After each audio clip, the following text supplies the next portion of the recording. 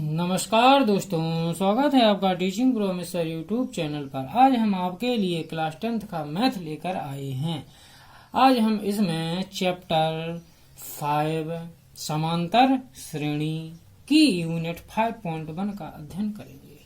आइए इसमें हम यूनिट 5.1 के क्वेश्चन नंबर 2 के हल देखते हैं। क्वेश्चन नंबर 2 में दिया हुआ है कि दी गई एपी के प्रथम 4 पद लिखिए जबकि प्रथम पद ए और सारवंतर डी है। तो आइए फर्स्ट क्वेश्चन का हल देखते हैं। फर्स्ट क्वेश्चन में दिया हुआ है यदि ए इक्वल टू 10 और डी इक्वल टू 10 है तो श्रेणी के प्रथम 4 पद ज्ञात कीजिए। यहाँ से श्रेणी का प्रथम पद ज्ञात करते हैं। प्रथम पद होता है T1 इक्वल टू ए। तो यहाँ से T1 इक्वल टू ए की वैल्यू दी हुई है 10। तो श्रेणी का प्रथम पद कितना आ गया 10। इसके बाद श्रेणी का द्वितीय टर्म ज्ञात करते हैं। श्रेणी का द्वितीय पद T2 इक्वल टू होता है a प्लस डी। तो यहाँ से T2 इक्वल टू ए की वैल्यू दी हुई है 10 प्लस डी की वैल्यू दी हुई है 10। तो यहाँ से T2 इक्वल टू कितना आएगा 10 प्लस 10 इक्वल टू 20। आइए इसके बाद श्रेणी का तृतीय पद अर्थात थर्ड टर्म ज्ञात करते हैं। तो श्रेणी का थर्ड टर्म होता है T3 equal to A plus 2D। तो यहाँ से T3 इक्वल टू ए की वैल्यू दी हुई है 10 प्लस 2 इंटू डी की वैल्यू दी हुई है 10। यहाँ से T3 इक्वल टू 10 जैसे का जैसा 10 का 2 में मल्टीप्लाई करेंगे 10 दूना 20। तो यहाँ से T3 इक्वल टू 10 और 20 को ऐड कर देंगे कितना आएगा 10 और 20 30। तो यहाँ से श्रेणी का तृतीय पद कितना आया 30। इसके बाद श्रेणी का फोर्थ टर्म चौथा पद ज्ञात करते हैं। श्रेणी का fourth term T4 equal to होता है a प्लस 3D। तो यहाँ से T4 इक्वल टू a की वैल्यू दी हुई है 10 प्लस 3 इंटू डी की वैल्यू दी हुई है 10। तो यहाँ से T4 इक्वल टू 10 का 3 में मल्टीप्लाई करेंगे 10 3 जा 30। तो यहाँ से T4 equal to 30 plus 10 equal to 40। अतः श्रेणी के 4 पद क्रमशः 10 20 30 40 हैं। आइए इसी प्रकार क्वेश्चन नंबर 2 का हल देखते हैं। क्वेश्चन नंबर 2 में दिया हुआ है यदि a इक्वल टू माइनस का 2 और d इक्वल टू 0। तो यहाँ से श्रेणी का सबसे पहले हम प्रथम पद ज्ञात करेंगे। प्रथम पद T1 इक्वल टू होता है a। तो यहाँ से T1 इक्वल टू a की वैल्यू दी हुई है माइनस का 2। तो यहाँ से श्रेणी का प्रथम पद कितना आ गया माइनस का 2। इसके बाद श्रेणी का सेकंड टर्म द्वितीय पद ज्ञात करते हैं। श्रेणी का द्वितीय पद सेकंड टर्म होता है T2 equal to a plus d. तो यहाँ से T2 इक्वल टू a की वैल्यू दी हुई है माइनस का 2 प्लस डी की वैल्यू दी हुई है 0। तो यहाँ से T2 इक्वल टू माइनस का 2 में 0 ऐड करेंगे कितना आएगा माइनस का 2। तो यहाँ से श्रेणी का द्वितीय टर्म कितना आया माइनस का 2। इसके बाद श्रेणी का थर्ड टर्म तृतीय पद ज्ञात करते हैं।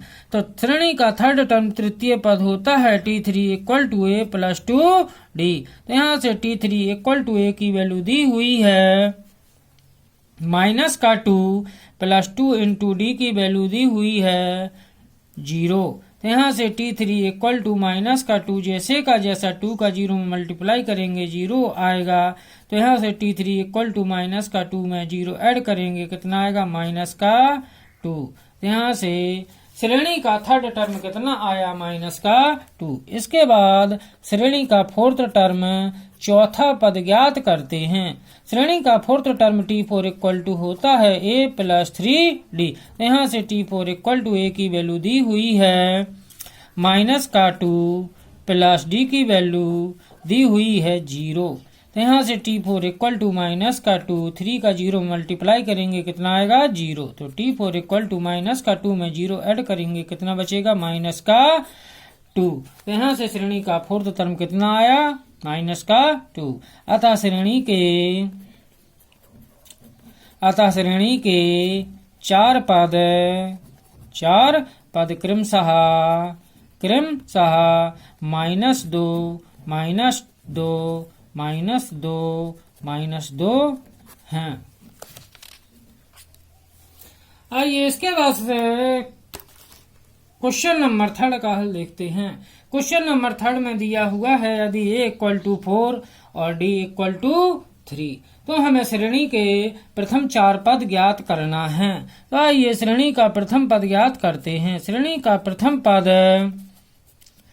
T1 इक्वल टू होता है a। तो यहाँ से T1 इक्वल टू a की वैल्यू दी हुई है 4। तो यहाँ से श्रेणी का प्रथम पद कितना आया T1 इक्वल टू 4। इसके बाद श्रेणी का सेकंड टर्म द्वितीय पद ज्ञात करते हैं। श्रेणी का second term T2 equal to होता है a प्लस d। तो यहाँ से T2 इक्वल टू a की वैल्यू दी हुई है 4 प्लस d की वैल्यू दी हुई है d की वैल्यू दी हुई है माइनस का 3। तो यहाँ से T2 इक्वल टू प्लस जैसे का जैसा प्लस माइनस का 3। तो यहाँ से T2 इक्वल टू 4 में से 3 गया कितना बचा 1। तो यहाँ से श्रेणी का सेकंड टर्म कितना आया प्लस का 1।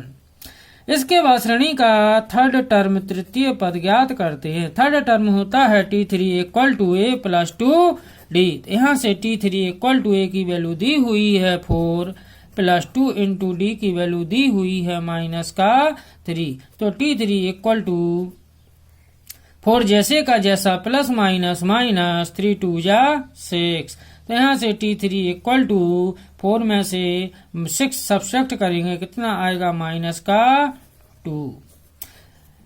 आइए इसके बाद देखते हैं श्रेणी का फोर्थ टर्म चौथा पद क्या होता है। तो श्रेणी का fourth term T4 equal to होता है a प्लस 3d। तो यहाँ से T4 इक्वल टू a की वैल्यू दी हुई है 4 प्लस 3 इंटू डी की वैल्यू दी हुई है माइनस का 3। तो T4 equal to 4 plus minus 3 त्रिको 9। तो यहाँ से T4 इक्वल टू 4 में से 9 सब्ट्रैक्ट करेंगे कितना बचेगा माइनस का 5।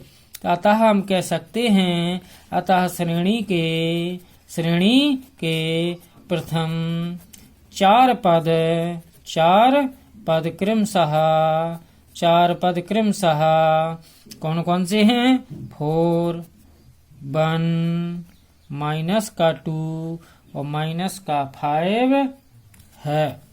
आइए इसके बाद क्वेश्चन नंबर 4 का हल देखते हैं। क्वेश्चन नंबर 4 में दिया हुआ है यदि a इक्वल टू माइनस का 1 है और d इक्वल टू 1/2 है तो श्रेणी के प्रथम 4 पद ज्ञात कीजिए।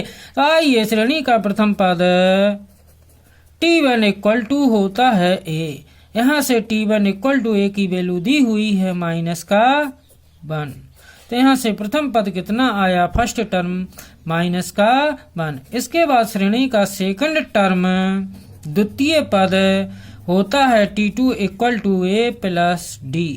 तो यहाँ से T2 इक्वल टू a की वैल्यू दी हुई है माइनस का 1 प्लस d की वैल्यू दी हुई है 1/2। तो यहाँ से T2 इक्वल टू इसको सॉल्व करेंगे 2 एकम 2 माइनस का 2 में प्लस 1 सब्ट्रैक्ट करेंगे कितना बचेगा माइनस का 1/2। तो यहाँ से श्रेणी का सेकंड टर्म कितना आया माइनस का 1/2।